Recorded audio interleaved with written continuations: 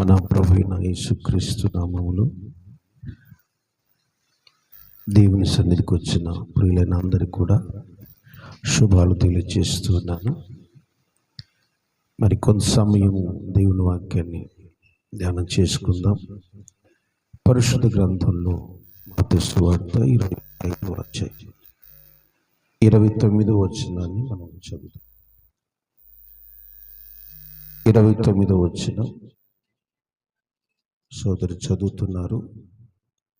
కలిగిన ప్రతి వానికి ఇయ్యబడును, అతనికి సమృద్ధి కలుగును. లేని వాని వద్ద నుండి వానికి కలిగినదియు తీసివేయబడును. మంచిది. చదవబడినటువంటి ఈ దైవ వర్తమానంలో యేసుక్రీస్తు ప్రభుల వారు ఒక అద్భుతమైన ఉపమానం మాట్లాడుతూ 29వ వచనంలో ఒక మాట చెప్పారు. కలిగిన వానికి ఇయ్యబడును, అతనికి సమృద్ధిగా కలుగుతుంది. లేని వానికి తన దగ్గర ఉన్నది కూడా తీసి కలిగిన వానికి ఇయ్యబడును. ఎంత బాధకరమైన కదా. కలిగిన వానికి కలుగుతూనే ఉంటుంది, ఉన్న వాళ్ళకి అన్ని వస్తూ ఉంటాయి. లేని వాళ్ళకి ఏ సహాయము అందటం లేదు. పరం నుండి కానీ భూ సంబంధమైనది కానివ్వండి, కలిగిన వానికే కలుగుతుంది. ఒక ఇంట్లో ఉద్యోగం ఉంది, మళ్ళీ ఆ ఇంటి వాళ్ళకి ఉద్యోగాలు వస్తాయి. ఒక ఇంట్లో సమృద్ధిగా బ్రతుకుతున్నారు, వాళ్ళకి సమృద్ధిగా పంటలు పండుతాయి. కష్టపడి చెమటూర్చి రక్తం చిందించి ప్రయాసపడిన లేని వానికి మాత్రం లేనట్టుగానే బ్రతుకుతున్నాడు. బైబిల్ ఏం చెప్పిందంటే, లేని వానివి తీసుకొని కలిగిన వానికి ఇవ్వబడతాయట. లేని వానివి తీసుకొని ఎవరికి ఇవ్వబడతాయి చెప్పండి? మరొకసారి ఆ మాట చదువుదామా?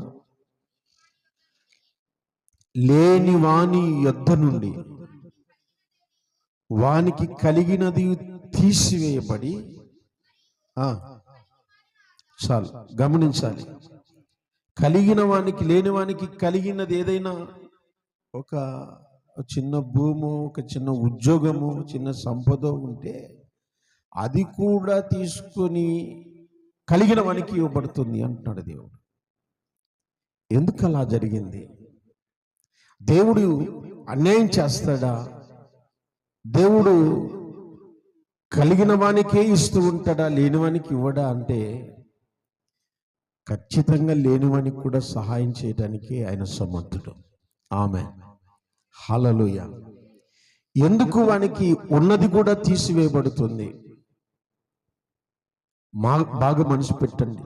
లేని వానికి ఏదో ఉన్న కొంచెం కూడా తీసుకొని వేయబడుతుంది. ఎందుకు అంటే, బైబిల్లో ఈ ఉపమానం అంతా మీరు బాగా ధ్యానం చేస్తే, చక్కగా మనసు పెట్టి చదివితే అర్థమవుతుంది.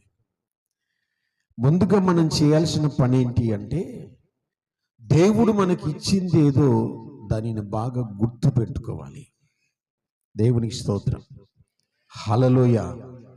లేని దాని కొరకు ప్రాకులాడకూడదు, లేని దాని మీద ఆశ పెట్టుకోకూడదు, లేని దాని విషయమై ఆరాటపడకూడదు. ఉన్న దానిని మాత్రమే నువ్వు దృష్టి ఉంచుకోవాలి. అసలు దేవుడు నీకు ఏమి ఇచ్చాడో నువ్వు గుర్తించాలి. దేవుడు ఇచ్చినది ఏదో నువ్వు గుర్తించి ఆ ఇచ్చిన దానిని ఖర్చు పెట్టగలిగితే, ఇచ్చిన దానిని నువ్వు సంపాదించడానికి ఉపయోగిస్తే, దేవుడు నీకు కూడా ఇవ్వటానికి ఇష్టపడతాడు. ఈ లేఖనాలు బాగా గమనించాలి. మనం మొదట దేవుడు మనకి ఏమి ఇచ్చాడో దానిని మనం కనుగొనాలి. ఆమేన్. దేవునికి స్తోత్రం కలుగును గాక. ప్రతి ఒక్కరికి ఏదో ఒకటి ఇచ్చి ఉంటాడు, ఏదో ఒకటి ఇచ్చి ఉంటాడు. తలాంతు కావచ్చు. ఒక ఉదాహరణ చెప్తాను మీకు. గుంటూరు ఎస్ఎన్ గారు గురించి ఒక దైవజనుడు సాక్ష్యం ఇస్తూ చెప్పారు. అది చాలా ఏళ్ల క్రిందట ఆయన పరిచయ ప్రారంభం. బ్యాగు తగిలించుకొని ఎక్కడ సభలుంటే అక్కడికి వెళ్ళి, అయ్యా ఒక పాట పాడతాను, అవకాశం ఇస్తారా? అయ్యా ఒక పాట పాడుతాను, అవకాశం ఇస్తారా? కొన్ని సందర్భాల్లో పాట పాడటానికి ఇచ్చేవాళ్ళు కాదట. అవకాశం ఉంటే ఇచ్చేవాళ్ళు, అవకాశం లేనప్పుడు ఎక్కుండేవాళ్ళు. అయితే ఆయన వెళ్ళి ఎక్కడ మీటింగ్ వెళ్ళినా, ఎక్కడ మీటింగ్ పడ్డా అమాస పాట పాడడానికే వెళ్తాడట. వెళ్ళి అడుగుతాడు, అయ్యా నేను పాట పాడతాను. తనకు కలిగినది ఏంటి? పాట పాడే వరం కలిగి ఉన్నాడు. దైవజనుడైన యేసన్న గారు కలిగినది ఏంటి? పాట పాడగలిగిన వరాన్ని కలిగి ఉన్నాడు. ఇక ఏమి లేదు ఆయన దగ్గర. దీని వలన నేనే సంపాదించుకుంటాను, దీని వలన నేనే సాధిస్తాను అని నిరాశ పడలేదు. ఉన్న దానినే ఉపయోగించడం నేర్చుకున్నాడు.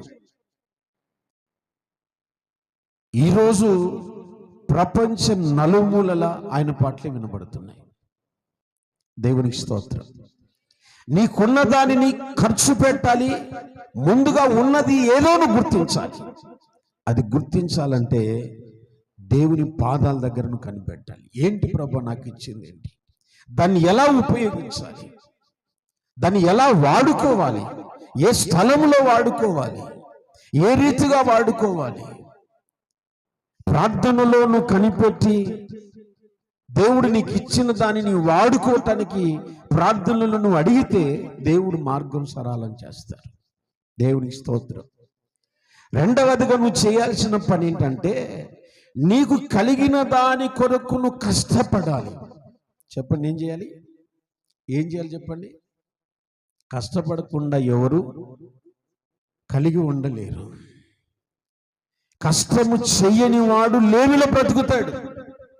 కష్టము చెయ్యని వాడు దరిద్రంలో బ్రతుకుతాడు. అర్థమవుతుందా? కష్టపడే ప్రతి ఒక్కడు కూడా ఐశ్వర్యవంతుడిగా మారుతాడు. యేసు ప్రభు గురించి పేతురు గారు ఒక మాట రాశారు, చదవండి.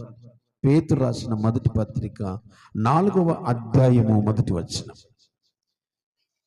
క్రీస్తు శరీరమందు శ్రమ పడెను. యేసయ్యకు స్తోత్రం చెప్పండి. యేసు ప్రభుల వారు శరీరమందు ఏం పడ్డారు? శ్రమ పడ్డాడు. శరీరము కలిగిన ప్రతి ఒక్కరూ కూడా శ్రమ పడటం నేర్చుకోవాలి, కష్టపడటం నేర్చుకోవాలి. ఎలా కష్టపడాలో దేవుణ్ణి అడగాలి నువ్వు. అర్థమవుతుందా? నీకు బుద్ధి పుట్టినట్టుగా వాడుకోకూడదు. నీకు ఇచ్చిన తలాంతో నీకు నచ్చినట్టుగా వాడుకోకూడదు. దేవుడు ఇచ్చిన తలాంతో, అది బంగారమైనా, భూమి అయినా, లేక నీకు ఇచ్చిన గిఫ్ట్లు ఏదైనా సరే సమయోచితంగా వాడుకోవటం నువ్వు నేర్చుకోవాలి. ఆమేన్, హల్లెలూయా. కష్టపడాలి. కష్టపడకుండా నువ్వు సంపాదించలేవు. శరీరమందు యేసు ప్రభు శ్రమ పడ్డాడు, కష్టపడ్డాడు. పేతురు గారు కూడా ఒక మాట అంటారు, సరే పౌలు గారు కూడా ఒక మాట అన్నారు. అపోస్తుల కార్యములు 20వ అధ్యాయం అపోస్తుల కార్యములు 34వ వచనం చూడండి. నా అవసరముల నిమిత్తము, నాతో ఉన్న వారి నిమిత్తము ఈ నా చేతులు కష్టపడి ఉన్నవని. స్తోత్రం చెప్పండి. పౌలు గారు ఏం చేశారు? కష్టపడ్డాడు. తనకున్నది విషయంలో కష్టపడ్డాడు. అయ్యా సహోదరి సహోదరులారా, దేవుడు నీకు ఏదో ఒక తలాంతు ఇచ్చి ఉంటాడు. దాన్ని ఏం చేయాలో తెలుసా? కష్టపడాలి. దాని కొరకు, దాన్ని వాడుకోవటానికి కష్టపడాలి. ఆమేన్. రాత్రింబగలు కష్టపడాలి. కొంతకాలం నువ్వు అలా కష్టపడిన తర్వాత దేవుడు మార్గం సరళం చేస్తాడు. ఈ యొక్క ఉపమానంలో మీరు బైబిల్ చదివితే చూడండి, లూకాసు వార్తలో ఒక మాట రాశాడు ప్రభుల వారు. లూకాసు వార్తలో ఒక మాట రాస్తారు. 19వ అధ్యాయం చూడండి, 13వ వచనం. లూకాసు వార్త 19:13 వచనం.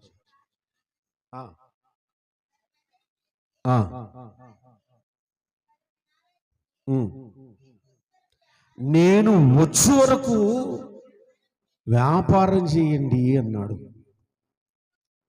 ఎప్పటి వరకు కష్టపడాలి? దేవుడు నీకు ఆశీర్వాదాలు ఇచ్చే వరకు, లేక దేవుడు నీ దగ్గరకు వచ్చే వరకు నువ్వేం చేయాలి? ఇప్పుడు కష్టపడాలి. నీకు సహాయం అందే వరకు నువ్వు కష్టపడాలి. ద్వారం తెరిచే వరకు కష్టపడాలి. మార్గం సరళమయ్యే వరకు నువ్వు కష్టపడాలి. కష్టపడకుండా ఏది కూడా మనం ఫలితాన్ని సాధించుకోలేం. పౌలు గారు కష్టపడ్డారు, యేసు ప్రభుల వారు కష్టపడుతూ ఉన్నారు. ఈరోజు విశ్వాసులమైన మనం ఏం చేయాలి చెప్పండి? ఏం చేయాలి? కష్టపడాలి. మనకు కలిగిన దాన్ని పట్టుకొని కష్టపడాలి. ప్రార్థన చేయాలి, ప్రార్థన పూర్వకంగా అడగాలి, అయ్యా దీని కొరకు నేను కష్టపడుతున్నా. కలిగిన వానికి ఏమవుతుందో చెప్పండి?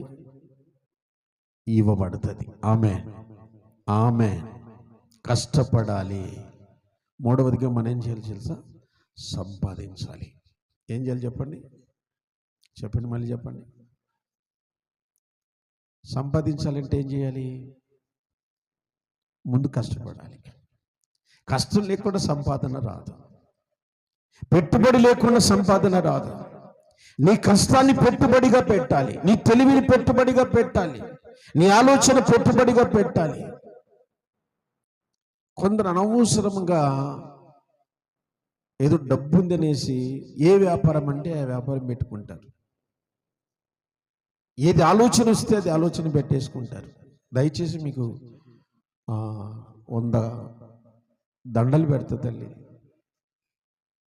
ప్రతి రూపాయి విలువను తెలుసుకొని ఖర్చు పెట్టు. ఎంతో కష్టపడి సంపాదించుకున్నావు. ఆ కష్టాన్ని వ్యర్థమైన దాని కొరకు నువ్వు పెట్టుబడిగా పెట్టదు. ఎవరు చెప్పారు ఈ వ్యాపారం పెడితే బాగా జరుగుతుంది, ఆ వ్యాపారం పెడితే బాగా జరుగుతుంది? ఏ వ్యాపారం పెట్టాలన్నా నువ్వు దేవుని దగ్గర పర్మిషన్ అడిగి పెట్టాలి. ఆమేన్. నువ్వు చేసే వ్యాపారములో దేవుని సెలవు అడగాలి. నువ్వు పొలం పని పెట్టావు, ఏ పంట వేస్తే అది ఆశీర్వాదకరము దాన్ని వేయాలి. దేవుడు వచ్చే వరకు నువ్వు కష్టపడు. సంపాదన. బైబిల్ ఒక మాట చూడండి, బైబిల్ ఒక మంచి మాట గమనించాలి. ఎఫెసీ పత్రిక 3వ అధ్యాయం. ఎఫెసీ పత్రిక 3వ అధ్యాయం 20వ వచనం చూద్దామండి. మనలో కార్య సాధకమైన తన శక్తి చొప్పున మనము అడుగు వాటి కంటేను ఊహించు వాటి కంటేను అత్యధికముగా చెయ్య శక్తి గల దేవుడు. ఆమేన్. అడుగు వాటి కంటే ఊహించు వాటి కంటే నువ్వు పెట్టుబడి పెట్టి అడగాలి దేవుణ్ణి. విత్తనం వేశావు, దేవుని అడగాలి, నాకు సమృద్ధి అయిన పంట కావాలి ప్రభువా.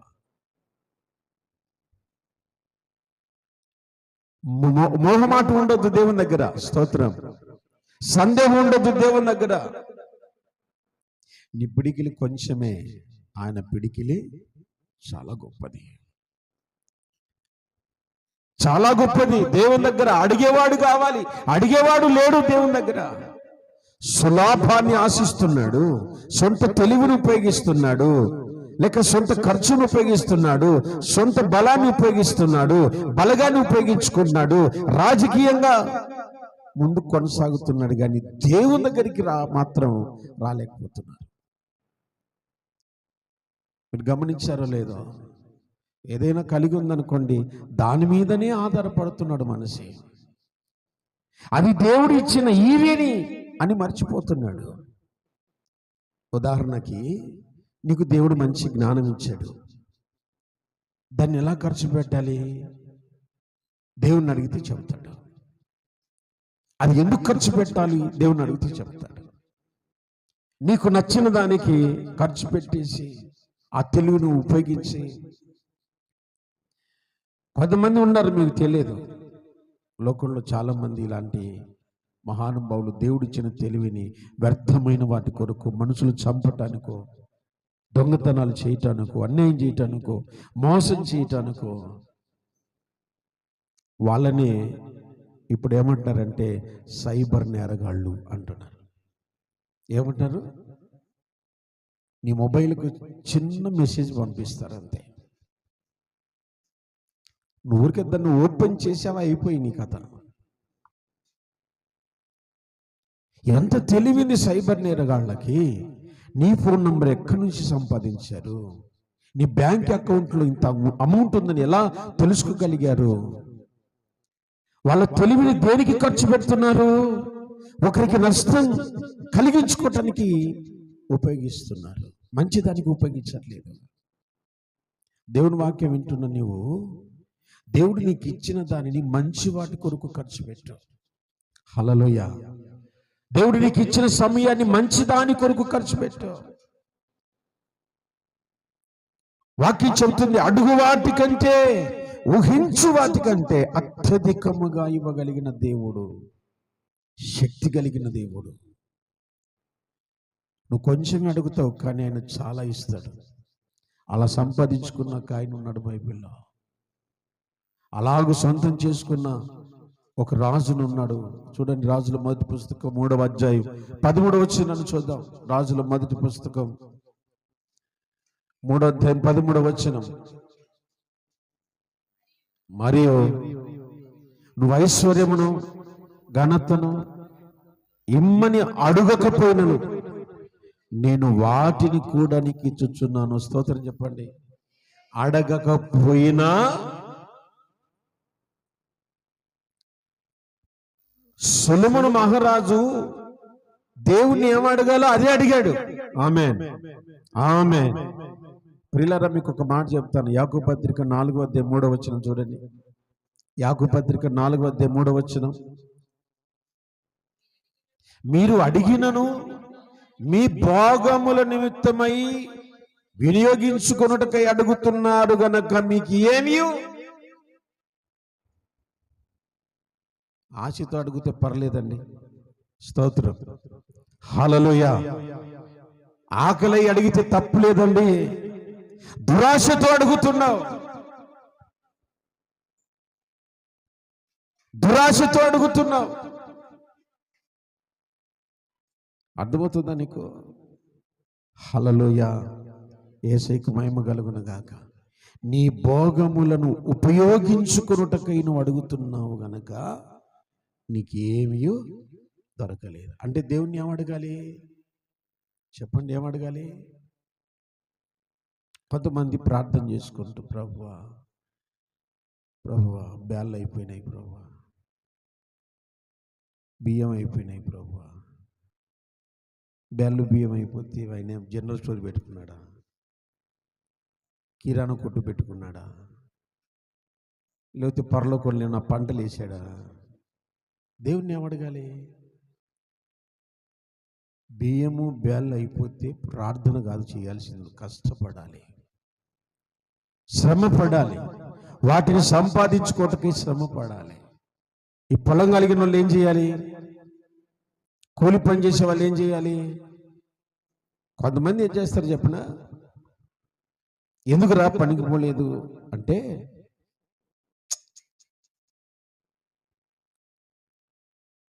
ఏదో కారణం. వాళ్ళని బైబిల్ ఏం చెప్పిందంటే సోమరులు అని చెప్పింది.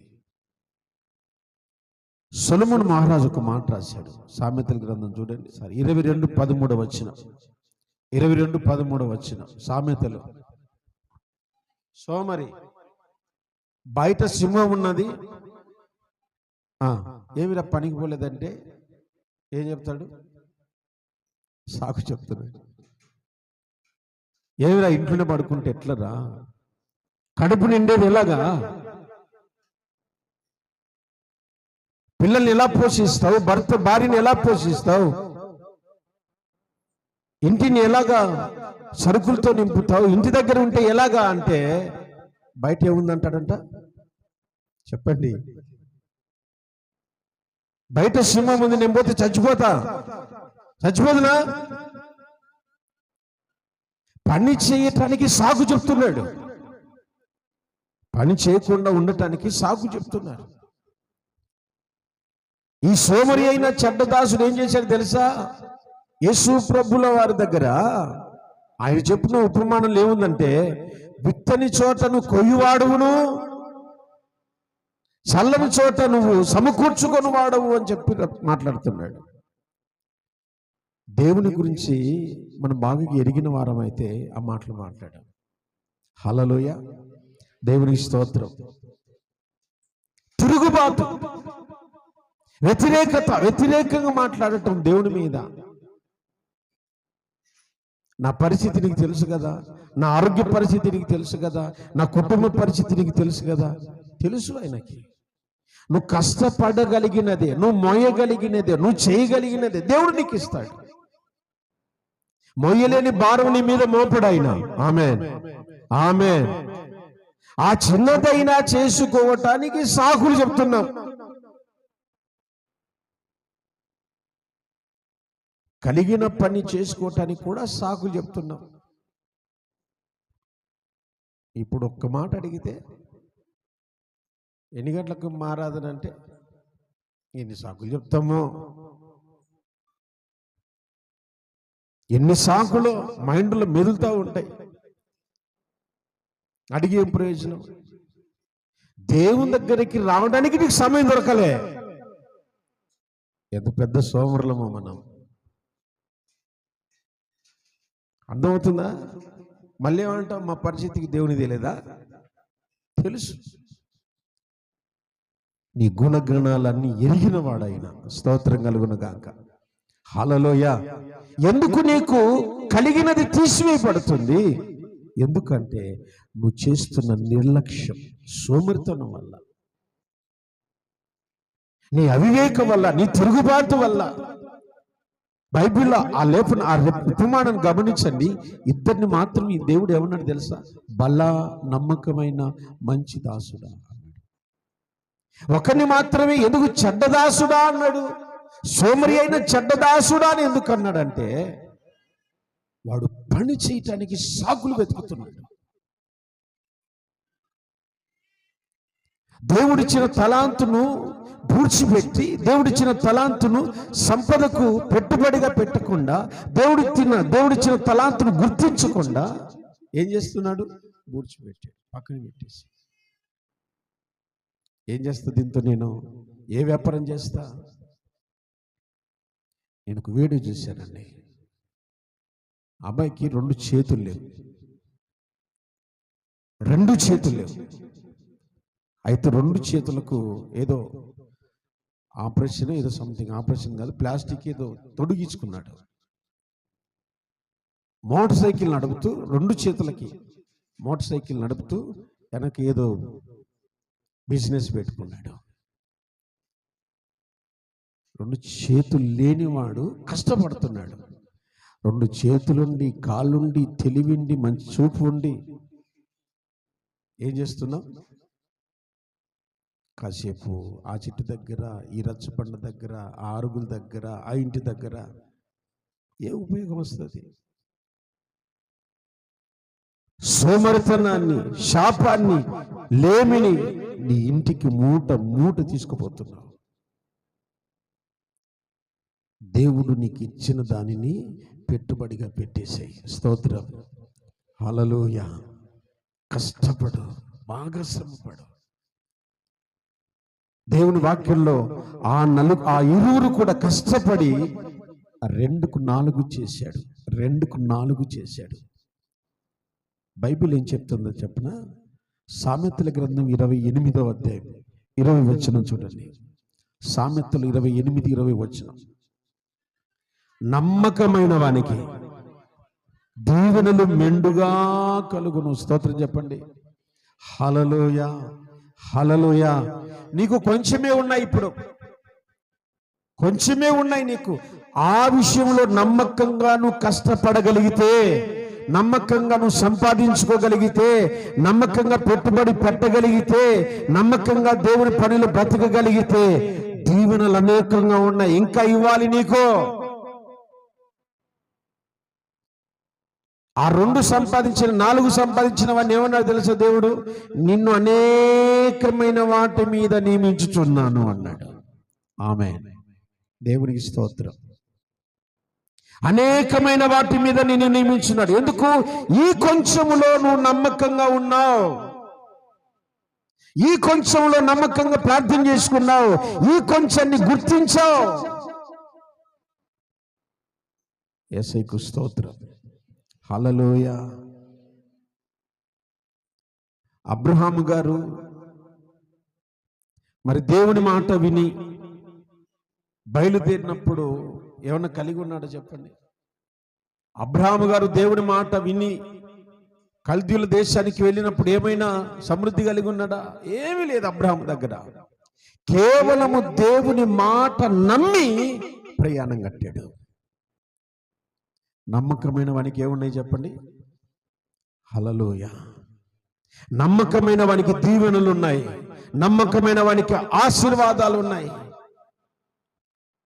కొన్ని కాదు, అనేకమైన దీవెనలు ఉన్నాయి. నువ్వు దేవుని మాట నమ్మితే, దేవుని మాట విశ్వసిస్తే, దేవుడు నీకు ఇచ్చిన దానిని గుర్తిస్తావు. గుర్తించే సమయంలో నువ్వు గుర్తించావు, గుర్తించిన తర్వాత ఎలా వాడుకోవాలో నీకు తెలియదు. కొన్ని సందర్భాల్లో ఉదాహరణకు చెప్తాను. నీకు కలిగిన తలాంతును బట్టి నువ్వు ఖర్చు పెట్టే దగ్గర కొంతమంది నిన్ను ఎగతాళి చేస్తారు. ఏమొస్తారు దీనికి? ఏమొస్తుంది దీనికి? మా ఊళ్ళో ఒక అతను ఉన్నాడు, టీ వ్యాపారం పెట్టాడు. ఏ వ్యాపారం చెప్పండి? ఏమొస్తుంది టీ వ్యాపారం? ఉదయం పెడితే రాత్రి కల్లా అనుకోండి, రాత్రి దాకా పెట్టాడు అనుకోండి, మహా అంటే 200-300 వచ్చినా. ఈరోజు అతడు పాలు ఎన్ని అమ్మడిపోతాడు తెలుసా? 150 లీటర్లు పాలు అమ్మడిపోతాయి. మేడల మీద మెడలు కడతా ఉన్నాడు, మేడల మీద మెడలు, కేవలం టీ వ్యాపారం పెట్టి. మీరు గమనించారో లేదో, సతీష్ రెడ్డి, మీరు నెట్లో చూడండి, ప్రభు చిత్తం అయితే సతీష్ రెడ్డి బాగా చదువుకున్నాడు. చదువుకొని తన తెలివిని పెట్టుబడిగా పెట్టాడు. ఎగతాళి చేసేవాళ్ళు చేశారు, వేణు రెడ్డిరా, నూటి వ్యాపారం పెట్టడం ఏంట్రా, నీ స్థాయి ఏంటి, నీ తల్లిదండ్రుల విలువ ఏంటి, ఏమైపోతాయి? దిగజార్చే వాళ్ళు దిగజారుస్తారు, కామెంట్ చేసే వాళ్ళు కామెంట్ చేస్తారు, సపోర్ట్ చేసేవాళ్ళు చాలా తక్కువ మంది. ఖర్చు పెట్టాడు, పెట్టుబడి పెట్టాడు, లాస్ అయిపోయాడు. అయినా వెనకంజ వేల మళ్ళీ ఎలాగో పెట్టుబడి పెట్టాడు. పెట్టిన బిజినెస్ను కేవలం తన పరిధిలోకే పరిమితం కావాలని ఆలోచించలేదు. ఇండియా అంతా స్ప్రెడ్ కావాలి. పెట్టే బిజినెస్ ఇండియా అంతా స్ప్రెడ్ కావాలి. ఈ రీతిగా ఆలోచించేసి కొంతమందిని తను తెలివితో, కొంతమంది జ్ఞానులైన వారిని తను జీతం ఇచ్చి మరి పనులు పెట్టుకున్నాడు. ఈ రీతిగా డెవలప్ అయిపోయాడు. ఇప్పుడు మనం గమనిస్తే మిస్టర్ టీ అని ఒక షాప్ ఉంటుంది. మీరు గమనిస్తే మిస్టర్ టీ, ఆయన పెట్టుబడి పెడతాడు, ఆయన షాప్కు రంగులు వేయిస్తాడు, కేవలం నీకు జీతం ఇస్తాడు, మొత్తం సరఫరా చేస్తాడు. చాలా చోట్ల నంద్యాల, కోయిలకుంట్ల ఎన్ని ప్రాంతాలు ఉన్నాయో తెలివిని మాత్రమే పెట్టుబడి పెట్టాడు. దేవునికి స్తోత్రం. ఒక అన్యజనుడు ఈ రీతిగా భారతదేశం అంతా ప్రాగిపోయేలాగా తన తెలివిని ఉపయోగించగలిగితే, క్రీస్తును, శక్తి కలిగిన దేవుణ్ణి, అడుగు వాటి కంటే, ఊహించు వాటి కంటే అత్యధికమైన దీవెనలు ఇవ్వగలిగిన దేవుణ్ణి కలిగి ఉండి సోమరిగా బ్రతుకుతున్నాం మనం. పైగా దేవుని మీద విరోధంగా మాట్లాడుతున్నాం.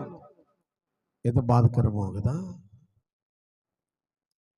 నీకు కలిగినది కూడా ఎందుకు తీసివేయబడుతుంది అంటే, నువ్వు సోమరిగా బ్రతుకుతున్నావు గనక. పని చేయట్లేదు. ఎన్ని సాకులు చెప్తున్నాము. పని చేయటానికి సాకులు చెప్తాం. స్కూల్కి వెళ్ళరా అంటే ఇల్లు సాకులు చెప్తారు కదా. చెప్తారా చెప్పరా? దేవునికి స్తోత్రం. చెప్పండి, గట్టిగా చెప్పండి. ఒకరోజు జ్వరం వచ్చిందంటారు, ఒకరోజు పానం బాలేదంటారు. అంటే నేను కూడా మీ ఏజ్ నుంచి వచ్చినలేండి. ఎన్ని సాకులు చెప్పి ఉంటామో. స్కూల్కి వెళ్ళటానికి సాకులు, పనికి వెళ్ళటానికి సాకులు, వ్యాపారం చేసుకోవటానికి సాకులు. ఏమన్నా ప్రయోజనం ఉందండి? ఉందా? నష్టమే కానీ దానివల్ల దీవెన అయితే ఏమీ లేదు. 10 రోజులు నువ్వు కష్టపడితే 10 రోజులకు 300 రూపాయలు, రోజు 300 లెక్క 10 రోజులకి ఎంత అవుతుందండి? ఎంత అవుతుంది? 3000 రూపాయలు. ఎన్ని పొదుపులు వచ్చి కట్టుకోకూడదండి కష్టపడితే. హల్లెలూయా. నమ్మకం లేదు నీకు. దేవుని పరిచర్య మీద నమ్మకం లేదు, మాట మీద నమ్మకం లేదు, ప్రార్థన మీద నమ్మకం లేదు. సొలొమోను జ్ఞాని ఏమడిగాడు తెలుసా? ప్రభువా, నాకు వివేకం కావాలి అన్నాడు. వీటిని అడగకపోయినను నీకు ఇస్తున్నాను. నమ్మకమైన వానికి దీవెనలు ఎన్ని ఉంటాయి తెలుసా? అనేకంగా. స్తోత్రం. దేవుడు సమృద్ధిగా ఇవ్వాలనుకుంటాడు నమ్మకంగా పనిచేస్తాడు. నీకు కలిగిన తర్వాత ఏం చేస్తాడు తెలుసా? దేవుడు నీకు ఇవ్వడం ప్రారంభిస్తాడు. నీకు కలిగిన తర్వాత సోమరి వాడిని ఏం చేస్తాడు తెలుసా? కలిగినది కూడా తీసివేయబడుతుంది. ఎందుకంటే వాడు పెట్టుబడి పెట్టడు, సంపాదించడు. అది అలాగ వ్యర్థమైపోవాల్సిందే. అందుకే దేవుడు అంటున్నాడు, సోమరి వాని యొక్క నుండి తీసివేయబడుతుంది, కలిగినది కూడా తీసివేయబడుతుంది. ఎంత బాధకరం. అయ్యో, వీడు చాలా పేదవాడు, ఏమీ లేదే. అయినా దేవుడు తీసేసుకుంటాడు. ఏమి రావటం లేదే వాళ్లకు. ఎందుకు రావట్లేదు అంటే వీడు కష్టపడలేదు. దేవుడిచ్చిన యొక్క ఆశీర్వాదం యొక్క విలువ తెలియట్లేదు. కయీను ఏమైపోయాడు చెప్పండి? కయీను ఏమయ్యాడు? దేశ దిమ్మరైపోయాడు. కయీను ఎవరు? ఒక దైవజనుని కుమారుడు. ఏమైపోయాడు? దేశ దిమ్మరయ్యాడు. కారణం ఏంటి? దేవుడిచ్చిన యొక్క తలాంతు విలువను గుర్తించట్లేదు. దేవుడిచ్చిన ఈవిని గుర్తించట్లేదు. దేవుడిచ్చిన ఆస్తిని గుర్తించట్లేదు. దేవుడిచ్చిన తెలివిని గుర్తించట్లేదు. హల్లెలూయా. దేవునికి స్తోత్రం కలుగును గాక. నీ పితరులు కష్టపడి కొన్ని లక్షలు సంపాదించి పెట్టారు. ఏం చేయాలి దాన్ని? చెప్పండి, ఏం చేయాలి? దాన్ని ఎలా ఉపయోగించాలో అలాగే ఉపయోగించాలి. మన పిల్లలు ఏం చేస్తారంటే, మనం బాగా కష్టపడ్డాం, సంపాదించి పెట్టాం, ఒక 10 లక్షలు సంపాదించి పెట్టాం అనుకోండి, దాన్ని ఏం చేస్తారు చెప్పండి? మా దగ్గర మస్తుగా ఉంది, వ్యర్థమైన దానిలో ఖర్చు పెట్టేస్తుంటారు. అనవసరమైన వాటికి ఖర్చు పెడతా ఉంటారు. జ్ఞానం కలిగిన వాడు ఏం చేస్తాడు తెలుసా? ఆ 10కి 10 సమకూర్చుకుంటాడు. ఆమె చెప్తామా? ఆ 10కి ఏం చేస్తాడు? మరలా 10ని సంపాదించుకుంటాడు. తెలివి కలిగిన వాడు, దేవుని యొక్క ఆధీనంలో బ్రతికేవాడు, దేవుని జ్ఞానం కలిగిన వాడు వ్యర్థమైన వాటికి దేనిని ఉపయోగించడు. యేసయ్యకు స్తోత్రం. చెప్పండి చెప్పండి. మనం ఇంట్లో ఉంటాం, బట్టలమ్మో అంటాడు వాడు. తిరువాత పెట్టేది బయటకు పెట్టేది మానేసి, బియ్యం జరిగేది మానేసి, రాళ్ళేరేసేది మానేసి బయటకు వచ్చి, అన్నా అవి ఉన్నాయన్నా, దానికంటే మంచిగా ఉన్నాయమ్మా అంటాడు వాడు. నువ్వు అడిగిన దానికంటే మంచిగా ఉన్నాయమ్మా. హల్లెలూయా. చెప్పండి చెప్పండి. హల్లెలూయా. నీకు రూపాయి విలువ అర్థమవుతుందా? డబ్బు విలువ నీకు అర్థమవుతుందా? నీ తెలివి ఎంత విలువైందో నీకు అర్థమవుతుందా? దేవుడిచ్చిన కుటుంబం ఎంత విలువైందో నీకు అర్థమవుతుందా? పిల్లలు ఎంత విలువైన వాళ్ళు నీకు అర్థమవుతున్నాయా? కాలే.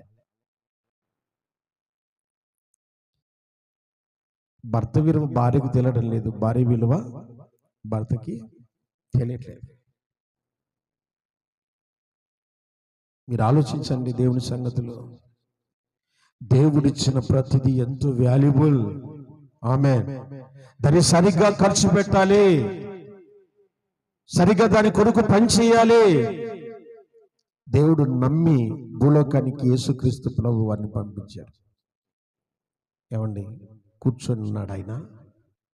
చెప్పండి. మోకాళ్ళ మీద కూర్చొని వాళ్ళు రక్షించబడాలి, వీళ్ళు రక్షించబడాలి, ఆ ప్రాంతం వాళ్ళు రక్షించబడాలి అని ప్రార్థన చేశాడా? ఒక్క సమ్మరేశ్వరి కోసము కొన్ని వందల కిలోమీటర్లు నడిచాడు ఆయన. ఆమేన్. ఆకలి కొన్నాడు, అలసిపోయాడు, దప్పిక కొన్నాడు, కాలినడకలు ప్రయాసపడ్డాడు, శరీరమందు శ్రమపడెను. కొంతమంది బద్ధకస్తులు ఉంటారు, దేవుడు వారిని గద్దించును గాక. ఆమేన్. నమ్మకంగా బ్రతకాలి దేవుని పట్ల. ఆ ఇంటి మీద పెద్దగా నిన్ను నియమించాడు, సంఘం మీద సేవకునిగా, సంఘంలో పెద్దలుగా, బాధ్యత కలిగిన బిడ్డలుగా నిన్ను పెట్టినప్పుడు ఆ బాధ్యతను ఖచ్చితంగా నువ్వు చేయగలిగితే నీకు అనేకమైన వాటి మీద దేవుడు నియమిస్తాడు. మనం అలాగ చేయం, మనం ఏదో చూపించుకోవాలా? ఏం ప్రయోజనం దానివల్ల? మనమేదో చూపించుకోవాలనుకుంటాం. దేవుడిచ్చిన దానిలో నమ్మకంగా బ్రతకడం కాకుండా మనమేదో చూపించుకోవాలనుకుంటే మధ్యలోనే ఎగిరిపోతాం. దేశ దిమ్మర్లమై ఉండకూడదు, దేవునికి నమ్మకమైన బిడ్డలుగా బ్రతకాలి. నా ప్రేమైన సహోదర సహోదరులారా, దేవుని యొక్క ఈవులను లేక దేవుడిచ్చిన వాటిని ఆయన ఉన్నప్పుడే కాదండి, లేనప్పుడు కూడా మనం కష్టపడటం నేర్చుకోవాలి. ఫైనల్గా ఈ మాట మీకు చెప్తాను. ఆయన దూరదేశం వెళ్తూ వారికి ఒకనికి 5 తలాంతులను, ఒకనికి 2 తలాంతులను, ఒకనికి 1 ఇచ్చాడు. ఆయన ఉన్నప్పుడే కష్టపడ్డారా, లేనప్పుడు కూడా కష్టపడ్డారా? వాళ్ళు చెప్పాలి. లేనప్పుడే కష్టపడ్డారు. కొంతమంది ఏం చేస్తారు తెలుసా? సేవకులు ఉన్నప్పుడే మేమేదో సేవకుడు చూడాలని చేస్తూ ఉంటారు. దయచేసి మీకు జ్ఞాపకం చేస్తున్నాను, అలాంటి పనులు మాత్రం చేయకండి. పౌలు అన్నాడు, నేను ఉన్నప్పుడు కాదు, నేను లేనప్పుడే మీ సొంత రక్షణను కాపాడుకోవటానికి నువ్వు ప్రయాసపడండి.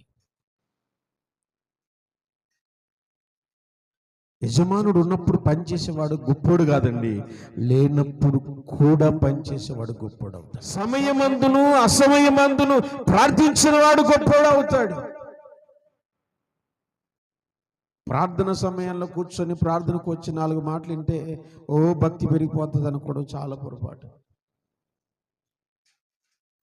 ప్రార్థన ఉన్నప్పుడే కాదు ప్రార్థన కూర్చోవలసింది, లేనప్పుడు కూడా ప్రార్థన సమయాన్ని నువ్వు దేవునికి ఇవ్వాలి. ప్రతిరోజు అనుదినము దేవుని కృప కొరకై నువ్వు కనిపెట్టాలి. హల్లెలూయా. ఎన్ని గంటలు వచ్చాయి? ఇప్పుడు ఉదయం ఎన్ని గంటలకు వచ్చాము? మరి ఈరోజు 3-3:30 గంట సేపు మనం ప్రార్థన కూర్చున్నాం.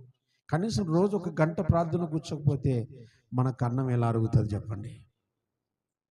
పనులు ఎలా సాగుతాయి చెప్పండి? మెండైన దీవెనలు ఎలా వస్తాయి చెప్పండి? ఖర్చు పెట్టే, నీ సమయాన్ని దేవునికి ఖర్చు పెట్టే, నీకున్న తెలివిని దేవుని దగ్గర ఖర్చు పెట్టేసి మోకాళ్ళ మీద పడితే దేవుడు అన్నీ ఇచ్చేస్తాడు. ఆమేన్, ఆమేన్. ఆయన దగ్గర కాకుండా నువ్వు ఎక్కడ ఖర్చు పెట్టినా వ్యర్థమే. గుర్తుపెట్టుకో, ఎక్కడ ఖర్చు పెట్టు. ప్రభుల వారు అన్నారు, వ్యాపారం చేయండి అన్నాడు. ఏం చేయాలంటే చెప్పండి, చెప్పండి. లూకాసు వార్త చదివారు కదా ఇందాక, మళ్ళీ చదువుదామా? లూకాసు వార్త చూడండి.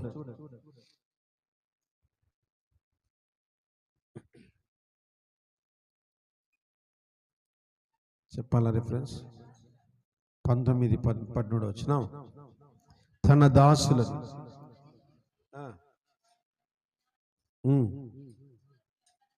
ఏం చేయాలంటే చెప్పండి, మళ్ళీ చెప్పండి. సంఘం అంతా ఎవరితో చేయాలి? మనుషులతో చేస్తే మోసపోతాం. ఎవరితో చేయాలి? మనం దేవునితో వ్యాపారం చేయాలి. ఆమేన్, హల్లెలూయా. అంటే మన పెట్టుబడి ఎవరి దగ్గర పెట్టాలి? ఇప్పుడు దేవుని దగ్గర పెట్టాలి. నీ సమయాన్ని దేవుని దగ్గర పెట్టాలి. వాక్యం చాలా జాగ్రత్తగా మాట్లాడుతుంది. దేవుని వాక్యం పెట్టుబడి పెట్టడం లేదు, బూడ్చిపెట్టేశాం. అందుకే సంపద లేదు.